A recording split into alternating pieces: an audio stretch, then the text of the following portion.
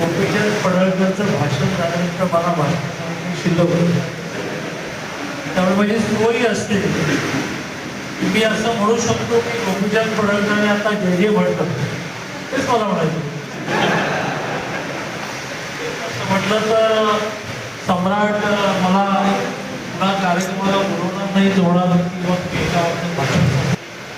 आणि त्यामुळे सम्राट महाडिकांनी, जिल्हाध्यक्षांनी, प्रकाश जैननी, जिल्हाध्यक्षांनी वारंवार बोलावं, मला थोडं बोलावं. आज गोपीचंद पडळकर आणि त्याआधी प्रकाश जैन आणि सम्राट महाडिकांनी म्हटल्याप्रमाणे आपला स्थापना दिन आहे, वर्धापन दिन आहे. आणि तसं म्हणाला टेक्निकली 46 वर्ष पूर्ण झाले. पण 51 साली जनसंघ नावाने आणि पट्टी हे चिन्ह घेऊन आपण आपल्या पक्षाची, आपल्या विचाराचा राजकीय पक्ष सुरू केला. 77 पर्यंत भारतीय जनसंघ म्हणूनच घडलं. 77ला 75 ते 77 आणीबाणी आली. हजारो लाखो देशभरामध्ये 20 लाख लोक 19 मध्ये जेलमध्ये गेले. त्यानंतर झालेल्या निवडणुकीमध्ये सगळ्यांनी निर्णय आतमध्ये जेलमध्येच केला की इंदिरा गांधी निवडणूक लावली, सगळ्यांनी अभिनिवेश सोडायचा आणि एक पार्टी केली. त्यापुढे जनता पार्टी नावाची एक पार्टी झाली, चिन्ह नांगरदारी शेतकरी झाला. आणि त्या नांगरदारी शेतकरी चिन्हावर जनता पार्टी मोरारजी देसाईंच्या नेतृत्वाखाली लढली, जिंकली आणि मोरारजी देसाई पंतप्रधान झाले. इंदिरा गांधी पराभूत झाली. 3 वर्षामध्येच कुरबुरी सुरू झाल्या.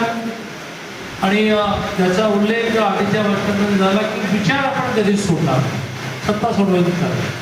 आणि 1980 साली आपण निर्णय केला किंवा तुम्ही राष्ट्रीय स्वयंसेवक संघ ज्या विचारात सरकारमधून बाहेर पडलं, सरकार पडलं, पुन्हा निवडणुका झाल्या, पुन्हा इंदिरा गांधी पंतप्रधान झाल्या आणि आपण बंद करतो. आणि आपण 80 साली कमळ चिन्ह घेऊन नवीन पक्ष स्थापन केला, ज्याला 46 वर्ष.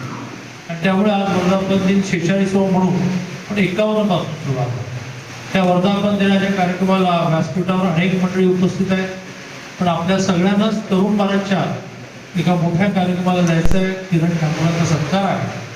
त्यामुळे मी व्यासपीठावरील सर्व मान्यवरांचा उल्लेख करतो आणि मोठ्या संख्येने उपस्थित कार्यकर्ता बंधू आणि भगिनी, आज वर्धापन दिनाच्या निमित्ताने शुभेच्छा देताना गोपीचंद पडळकरांनी आधीचा इतिहास मांडला, थोडासा राहिला असेल तर मी मांडतो.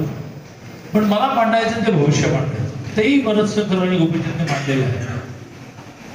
थोडासा इतिहास राहिला त्याच्यामध्ये 51 साली 3% मतं घेऊन आपल्याला 3 खासदार आले. 67 साली 3% आपलं पर्सेंटेज म्हणून 7% झालं आणि 35 खासदार झाले.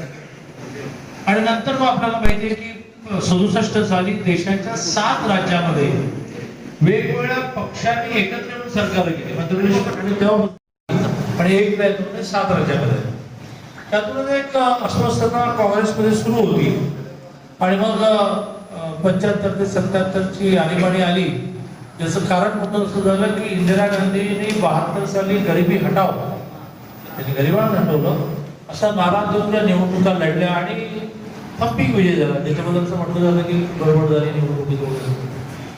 एखाद्या गरिबी हटाव हा नारा दिलेला असेल, पण थंपीक प्रचंड मताधिक्याने विजय झाल्या.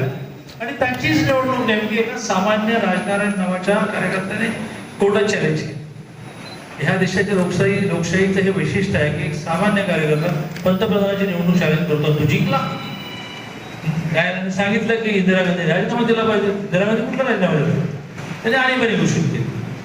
देशभरामध्ये बोलायचं नाही अटक, आंदोलन करायचं नाही अटक, लिहायचं नाही अटक. 20 लाख लोक 19 मध्ये जेलमध्ये. पण मग जेलमध्ये असताना कोणीतरी प्रत्येकाला एक चुकीची बातमी सांगणार नसतो. आणि इंदिरा गांधी असल्यामुळे काय झालं, हलक्या गाण्याचं सगळेच असतात. तसं कोणीतरी त्यांच्या कानात सांगितलं की आता 2 वर्ष झाली सगळे जेलमध्ये जेरी झालेल्या आहेत, आता निवडणुका घेऊन घेतल्या. त्यांना माहित नव्हतं की लोकांच्या मनात असंतोष किती आहे आणि त्या हल्ल्या आणि मोरारजी देसाई. माझी विनंती आपल्या सगळ्यांना, आपलाच नाही तर देशाचा हा सगळा इतिहास आपण समजून घेण्याची आवश्यकता. आणि त्यामुळे इंदिरा गांधी पराभूत झाल्या, कोणाची कल्पनाच नाहीये. त्या वैतागल्या की अजून काही दिवस आणि वेळ चालू ठेवायला पाहिजे होती, पण त्या हरल्या. हाही एक आजार आपल्या समाजाला आहे की भांडणातून आपण सगळं झालं, त्याचा मोठा इतिहास आहे. त्याप्रमाणे भांडणं झाली. 80ला पुन्हा सरकार पडलं, इंदिरा गांधी आली. 84ला त्यांची हत्या झाली. त्या हत्येचा परिणाम म्हणून राजीव गांधी पंतप्रधान झाले, त्यांना 400 जागा मिळाल्या, आपल्याला 2 जागा मिळाल्या. मग हेटाळणी सुरू झाली की 2 वाले हे म्हणतात यांचा पंतप्रधान, यांचे आले 2 वर्ष. खूप हेटाळणी. हे हेटाळणी झाल्यानंतर कसं टिकून राहायचं असल्याचं मोठं उदाहरण आहे की त्यावेळेला अटलजी आणि अडवाणीजी काय नेतृत्व होते, आणि त्या नेतृत्वाने आपल्या सगळ्या कार्यकर्त्यांना विश्वास दिला की डोंट वरी, फिर से सूरज उगेगा. आणि तसं झालं की 89 साली ज्यावेळेला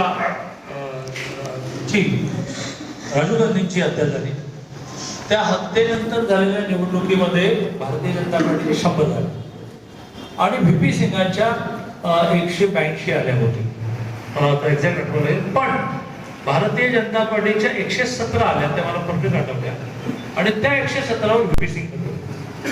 आता 89 पासून 2014 पर्यंत ह्या देशाचा सगळा राजकीय प्रवास अस्थिरतेचा झाला. मग व्ही.पी. सिंग झाले, मग त्यांचं सरकार पडलं, मग काँग्रेसचं सरकार आलं, नरसिंह राव आलं, तर त्यांना सुद्धा सरकारमध्ये 20 कमी पडत होते म्हणून त्यांनी पुढापुढी करण्याचा प्रयत्न केला. आणि ह्या सगळ्यात करता 96 साली आपल्याला संधी मिळाली, आणि 80 पासून मात्र आपण 100% झालोच नाही. मग 2 वाले, जसं गोपीचंद म्हणाला की मोदीजींना अंडर एस्टिमेट त्यांनी केलं की या चहावाला आपल्याला काय टक्कर झाला, तसं 2 आले. पण 89ला 117 आले, मग 95ला पुन्हा माझ्या आठवणीत 182 आले, आणि मग 96ला अटलजी पहिल्यांदा पंतप्रधान. पण आजही तो प्रसंग आठवतो मी.